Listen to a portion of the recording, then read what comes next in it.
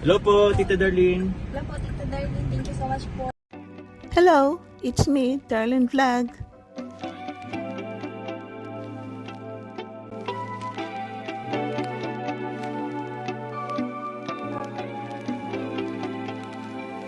Hello mga kalinga, mga ka-love teams, kumusta na ka po dyan? Kumusta na kayo lahat? Kumusta na po kayo? Ito si Darlene Vlog nagbabalik. So meron tayong reaction na itong isa siyang supporters at siyempre reactors, no? Reactor siya at ang dami niya sinabi about sa Jungkook. Yan ang ating pag-uusapan. Pero bago yan, siyempre shoutout natin si Kuya Vaz at Tina Vlog, si Kalinga Prab. Siyempre, ang kasama natin dito sa Kalingap ng mga reactors, Karaba, Karipa, shoutout. At siyempre rin kasama nito mga charity vloggers at mga deputy ambassadors, siyempre si Kalingap Jomar, Carla Tapilar, at mga kasama natin dito sa Team Kalingap. So panoorin po natin itong short clip kung ano ba ang mga sinabi niya about sa Jungkook. Totoo po ba lahat ito? Panoorin po natin. Si Jomar, no, akala ko noon guys is pag napapanood po natin sa sa vlog, akala ko po is mataba ko siya, yung yung chubby siya. Pero hindi guys hindi siya guys, hindi siya mataba. Si Jomar, gwapo si Jomar guys. Saka yung katawan niya hindi naman siya chubby, hindi naman siya mataba, hindi siya chubby. Katamtaman lang yung katawan niya guys.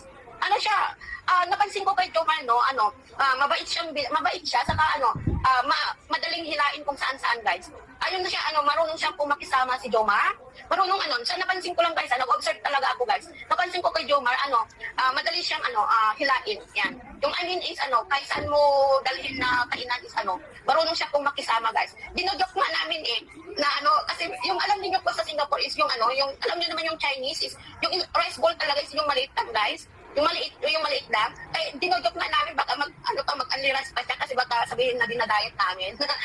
Dinadayet namin. Yan, pero siya, humble talaga siya guys, si Jomar. Ayun ang sabi niya, no? Ito kasi si Jomar, no? Ang hindi nakakakita kay Jomar, lagi sila sinasabi na mataba daw si Jomar. Kung di ba kanina nag-live ako, sabi ko na panaginipan ko ang Jomar, lagi ko napapanaginip. So ang nakakatawa kasi ang panaginip ko talaga matangkad si Jomar.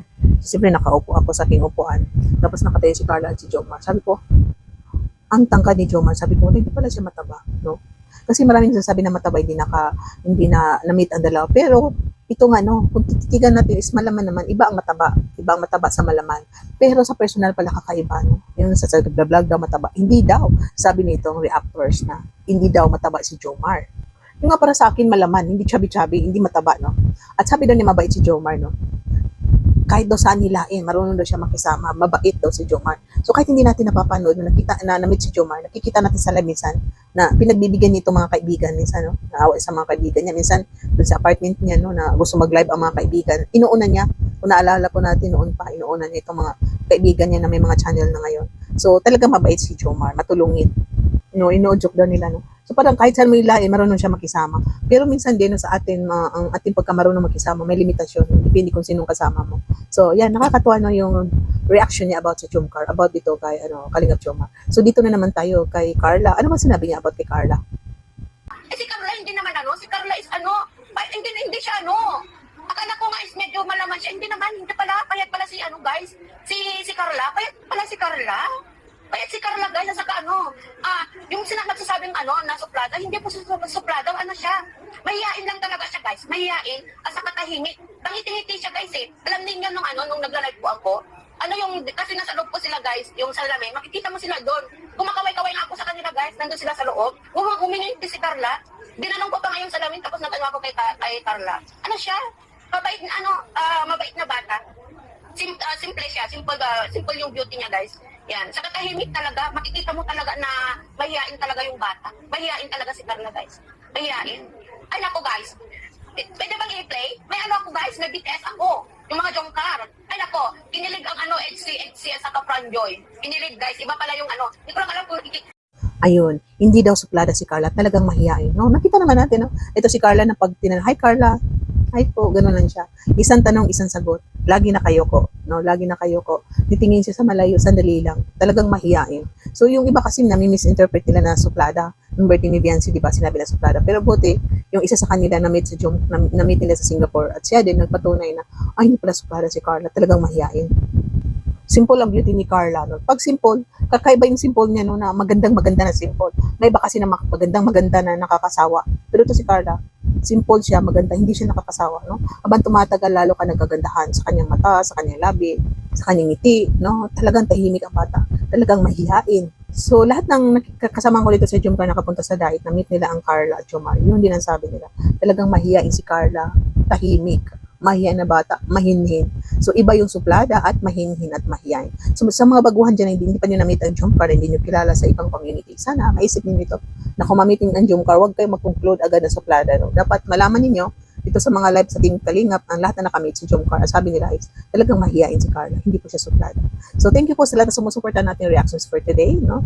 Thank you. Paki-like po ating video, paki-subscribe kung hindi pa nakasubscribe. Hit the notifications para makatanggap po kayo ng notification pag meron tayong next upload. Thank you for watching. Shout out sa mga silent viewers, mga donors, supporters, at siyempre ang mga sponsor dito sa Team Kalingap, lalo na sa lagi. Bye and see you in my next reaction video. God bless and keep smiling. Mga kalingap, suportahan natin Darlen Vlogs YouTube channel. Please subscribe. Mga karaba, mga kalingap, mga ka-Jomcar atin ang samahan. Reactor na maaasahan, siya si Darlen Vlogs. Sa Kalingap Radyo Balitaan, atin siyang nasisilayan. Mabuti na kaibigan, solidong kalingap niya. Siya ay matulungin sa kapwa, mga reaksyon niya'y kahanga-hanga. Siya si Darlen Vlog, samahan natin. Mga kalingap, halikan at samahan natin siya. Darlen Vlog sa kanyang channel, samahan natin siya. Mahusay na reactor kasama sa balitaan, lalong-lalo na sa Jomcar kanyang sinuportahan. Mga kalingap, suportahan natin Darlen Vlogs, Karaba, Kalingap Reactors, Kalingap Radyo Balitaan. Please subscribe Darlen Vlog.